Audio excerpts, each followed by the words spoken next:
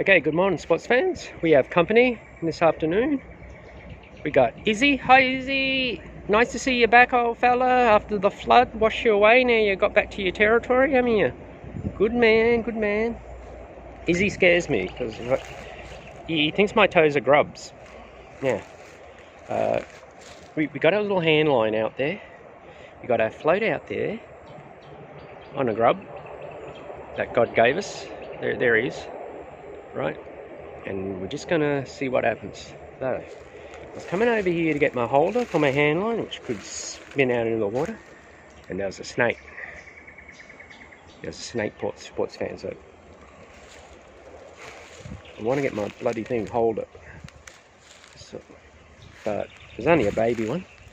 It was very beautiful, but I think he went down in that hole in that tree there. But I'm very carefully watching because I tell you what, you know what I mean? I don't know what kind it was, but it wasn't a tree snake. I think it was a baby redback belly snake. Redback belly snake. But it was one of them.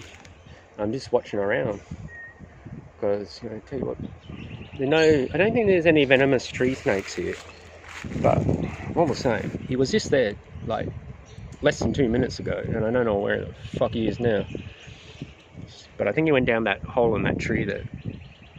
But I have discovered, because I read up on the red bellies, they're like crocodiles in the water that look like bloody sticks. They're the crocodiles in the water. They take the role of the crocodile here. Like in the water, those bloody things. They're like fucking venomous crocodiles without legs. So you fucking watch them once. I don't know where the guy went. I'm not taking too much risk because he's only little. I don't think he wants any piece of me, but I want this because it stops me losing my bloody stuff. I know where he went. But he was there. I was going to photograph him. He was rather beautiful, kind of black and green. Anyway, if I do this like that, then I know that this isn't going to go nowhere. Oh, yeah, that's correct. It can spill out a bit too. It's really hard for it to go somewhere. You got to test it. Like, that's too hard. Now I'm going to just get the line. When I say that's too hard, it's too hard for any fish I'm going to be catching. And if there's a bigger fish than that, I'll tell you what, you can have my stuff. I'm going to get this out of the way because it's going to get in my way. I'm going to drag the fish in. Anyway, there's that float out there. I've not got much of a sinker on it. It's only a sinker that come with the reel. But they're cheap as chips, $3, right? The fish I reel in is going to be worth more than $3. You go in the fish shop and buy the fillets there, you're not going to get fucking much for $3, right? I can cook the whole fish and eat the whole thing. And then I can do it again, and again, and again, and again, and again. For nothing after that $3. It's like renting a fish to eat. Anyway, where that little snake went, I have no idea. I don't know. It is beautiful here, right? Everywhere I go, right, where the Garden of Eden is beside the river. You do not, if you're out in the bush and you have to, say Chinese attack us and you run off into the bush because they've got bloody nuclear bombs on your head, you do not go anywhere else but to a river. With whatever you can got to survive with, you go to a river. And you stake out there. And of course you don't have hot things at night because, you know, you get detected easy. But I tell you what, you go to the river, it's just so easy to live by the river. If you're not by the river, it's hard to live. You're nearly dying, for fuck's sake. You must stay by a river. Anyway, it's very nice here, and I love it. I really love it. Just checking the ground here for that bloody snake. I don't want to bloody get bitten. Because that's a takeout, isn't it? You get bitten by those things. It's alright if you're young and got good health, but, you know, I got bloody multiple things happening to me. So, I'm very wary of it. I'm very wary of that fucking thing. Looking around, because you never know, the big daddy one. The big daddy one's a big snake. Even though they don't want any piece of me, I don't want any piece of them. I tell you what, you don't want to get into a situation where it's got to defend itself, because I tell you, that's a nasty looking thing. It was raised up on me the other day. When I saw it, it was raised up, and that's their defense strike mode. I'm deaf, so I probably couldn't hear it hissing, which is not good, but tell you what, he was raised up like you see in the movies, and tell you what. But I discovered, this is what I reckon their vision is really slow, like a frog's.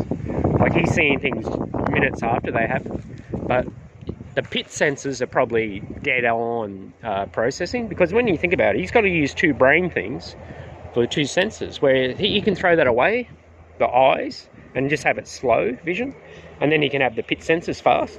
There you go. Right, it's connected up that way for him. Where maybe them brown snakes are seeing the eye vision fast, and maybe the pit sensors are slow, if they got pit sensors at all. I don't know, I'd like to look that up. But anyway, I got this friend here. He's nearly like a dog, this guy. But I tell you what, if I twiddle my toes in front of him, he will go for my toes. He's a great... They sell these in the store, look. You watch this. If I twiddle my toes, see if he goes for my toes. He's looking anyway. They're not bad, those things.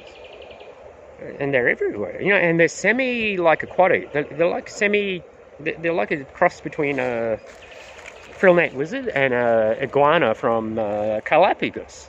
They really are. And what I think when that younger dryas come over, this is what I think. I think these things had to adapt that way, like semi. Their environment changed. Either they were like Galapagos and changed to frill-neck, or they were frill-neck and changed to Galapagos. I don't know which way. It's probably the other way around. They were frill-neck to Galapagos, because the sea level rose 400 feet for everywhere around the world. That's why Stradbroke Island was connected to the mainland. And then the sea level just rose, and the Aborigines that were there, now, I don't know their name, but I tell you what, I heard it, and I've been told that they were, the Aborigines on the mainland called them a name, and I don't know, it was like Urigiri, I can't remember, Lara Urigiri, something like that. I don't mean any dishonour, but... And I reckon they were separated from after younger dryas. The sea level rose quickly, and 400 feet, and then Stradbroke was separate from the mainland. That's just what I think. I don't know. I'm no scientist. That's just what I think. But I love that little lizard over there. And I love the little scrub turkey. I'm starting to get partially fond of the big black snake. And even his little babies. But I would extra love that fish out of that river there, because that would be extra bloody nice. Because I'll boil that up and I'll eat the whole bloody thing. Alright, sportsmans, thank you very much. I love yous, and it's all good in the wood.